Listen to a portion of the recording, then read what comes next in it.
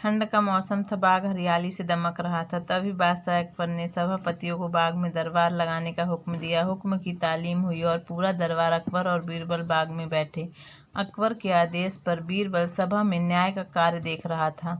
कई लोगों की न्याय याचिका सभा में पढ़ी गई, जिनका बीरबल ने अपनी सूझबूझ से न्याय किया। लगभग सारी याचिकाएं पढ़ी गई। न्याय के इस कार्य के कई घंटे बीत गए। थोड़ी देर बाद दरबार में एक व्यापारी आया। उसने चोरी की अर्जी लगाई थी।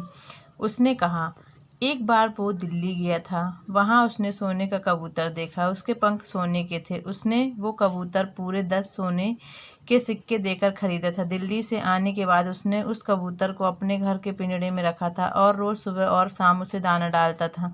रात्रि को उसने दाना डाला था, लेकिन अगले दिन उसने बाहर जाना था, इसलिए वह घर के नौकरों को सौंप दिया। जब वह वापस आया तो कबूतर पिंजड़े में नहीं था।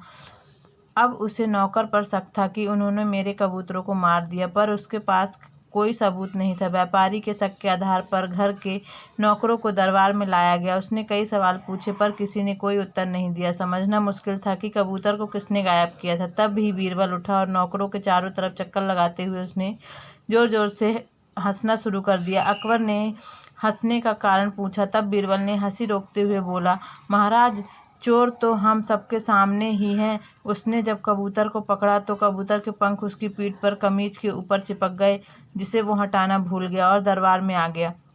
बीरबल की बात सुनकर एक नौकर घबराया और उसने अपने हाथों को अपनी पीठ पर फेरकर जानने का प्रयास किया कि क्या उसकी कमीज पंख है।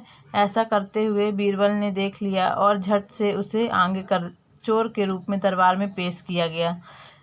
सबने उसकी कमीज देखी, जिस पर कोई पंख नहीं था। तब बीरबल ने कहा, उसने चोर को पकड़ने के लिए झूठ कहा था। उसे पता था जिसने चोरी की है वो जरूर अपनी पीठ की तरफ अपने हाथ बढ़ाएगा और अन्य नौकर सहजाता से दरबार में खड़े रहेंगे, और वही हुआ। इस तरह बीरबल ने सोने के कबूतर की चोरी का न्याय किया, जिसे देखकर फिर से अकबर ने बीरबल की तारीफ की और सभी दरबारियों का चेहरा उतर गया।